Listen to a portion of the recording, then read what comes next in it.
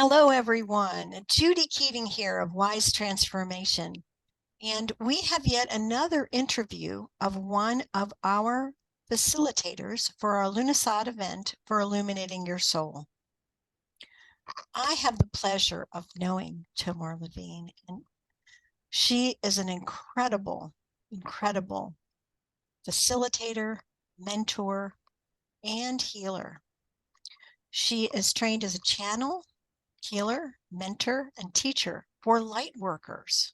She helps her clients heal inner child wounds and past life trauma, clear negative energies and entities, and connect safely to higher realms.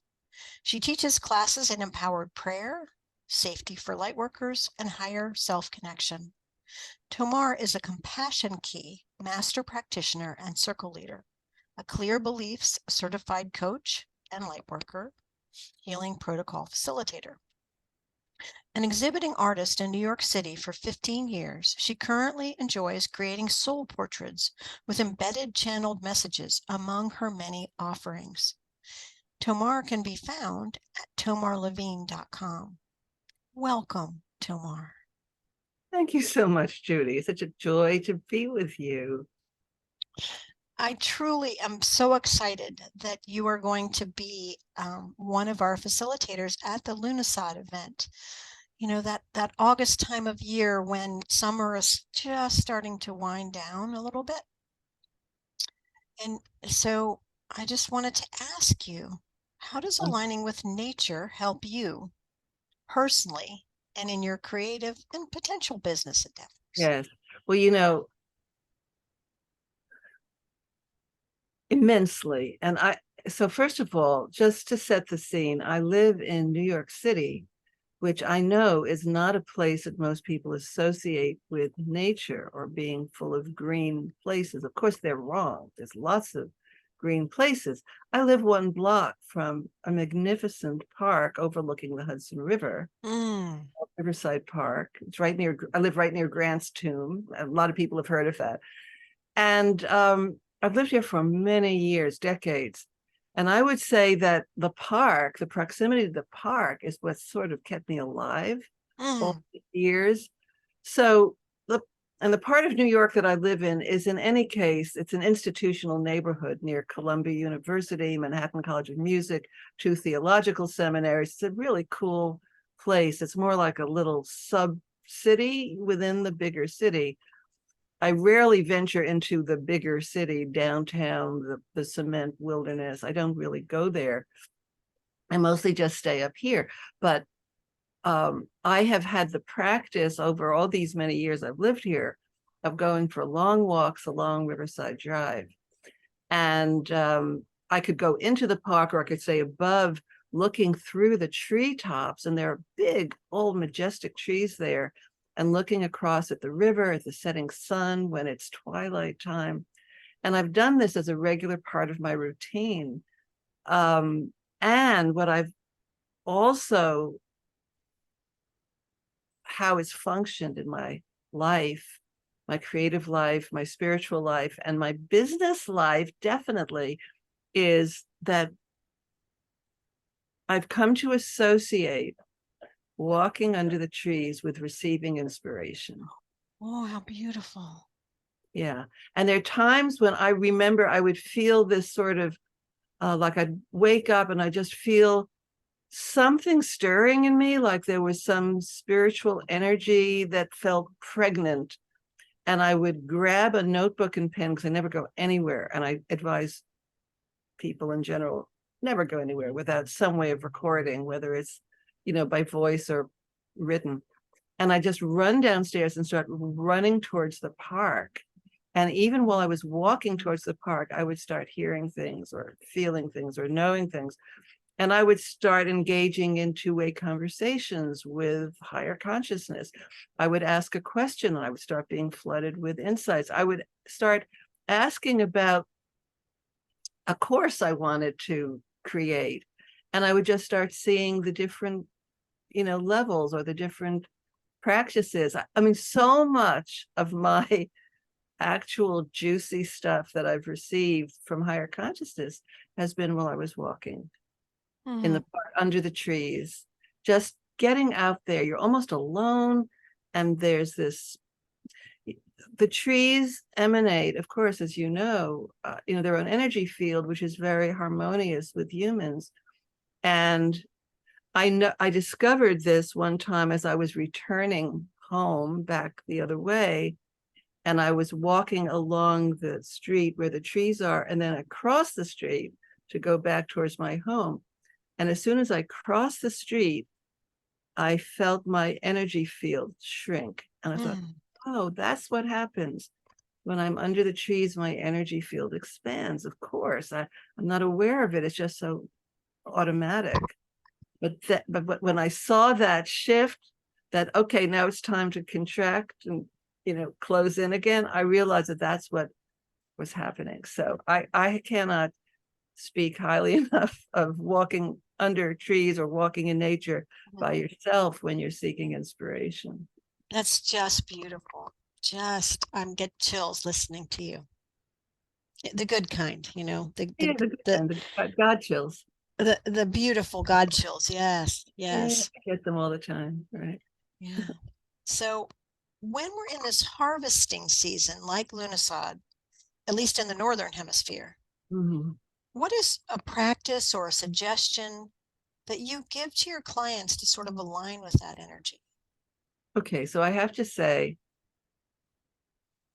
although I'm very aware of cycles, both the seasonal natural cycles and human cycles, I would say I'm more focused on human cycles when it comes to working with my clients. So it doesn't really matter what month or season of the year it is, it matters what season of their soul it is happening. Beautiful. And I'm all about harvest because I'm a late bloomer. And so part of my whole thing is that it's never too late to bloom, which means it's never too late to harvest. Mm, And you don't always know what you have to harvest until you're much further down the line. So I work a lot with people, helping them find their purpose or clarify what their gifts are. I mean, gifts, that's what we're harvesting, is our gifts and the results of our gifts when we act on our gifts. A lot of people don't even know what their gifts are and don't know how to enact them. So here's two little things I use at times. I've used the metaphor or the, inviting people to sense inside, to feel where there is a closed bud mm, that's ready to open or that's longing to open. mm. And just to direct their attention to that, just as an inquiry, just as a question, is there something in me where there's that feeling of pressure or longing or a desire to express? There's something in me that wants to be more of what it potentially could be. And then just being with that and inviting that to show you what's the image of the future blossoming. What could that blossoming look like? So that's one kind of a practice. Another practice, and I'm not alone in using this, but I'm a big believer in it, is what I call the deathbed fantasy. If imagine that you're at the end of your life looking back at your life. And there's two ways of looking at that. Thinking about what you're really grateful for that you achieved and did, and what you regret that you didn't do, that you never did, that you always felt a longing for, but you steered away, backed away from it, or didn't have the courage, or were sure you were going to fail. So why bother? So that's a wonderful practice. Another version of that is imagine that you're witnessing your own memorial celebration of life and just listen to what people are saying about your life. This is like the optimal highest potential of you having fulfilled what you're here to do, having harvested your gifts, Mhm. and just hear how people are celebrating you. Mm. So these are just ways of tapping into our higher awareness. Mm. You get guidance about what's important that we might be overlooking or neglecting or not even aware of. Not even aware that we're longing for, because we're very skillful at concealing Mm. things.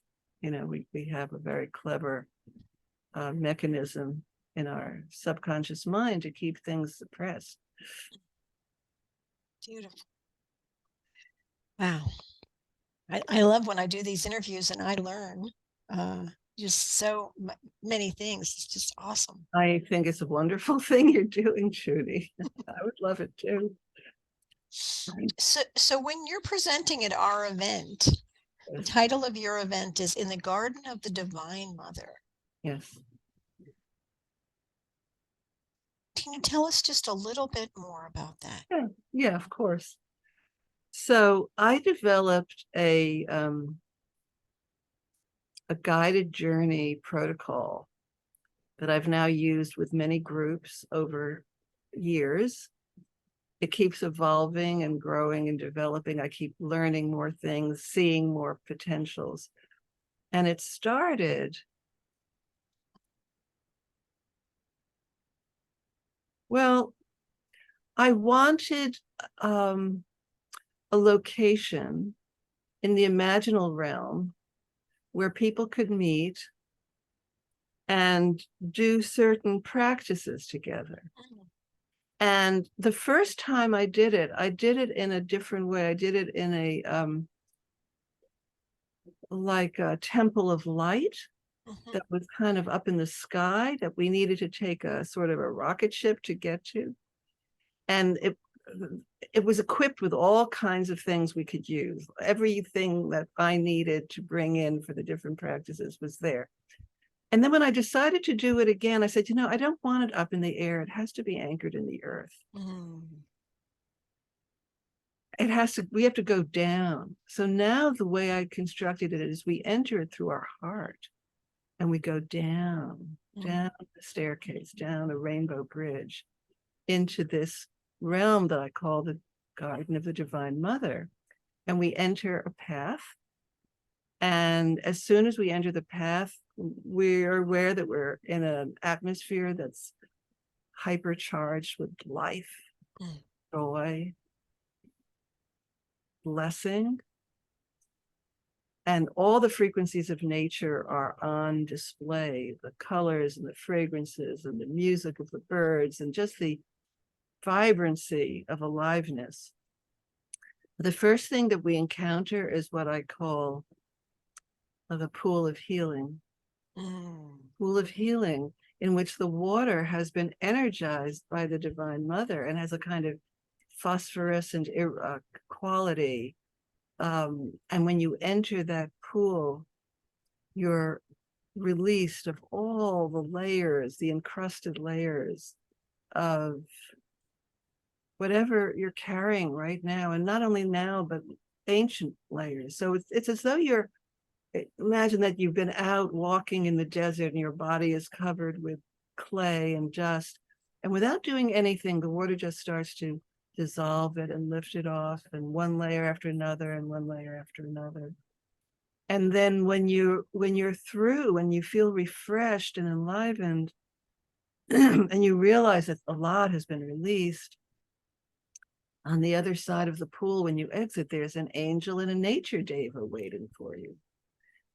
They're there for you. And so they help you go to the next place. And then there's a place of meeting where you can meet with your higher self or your future self. And then there's a temple of the soul where you can see things on a screen and project and manipulate. Well, let's see, if I added more self-love, what would the picture look like?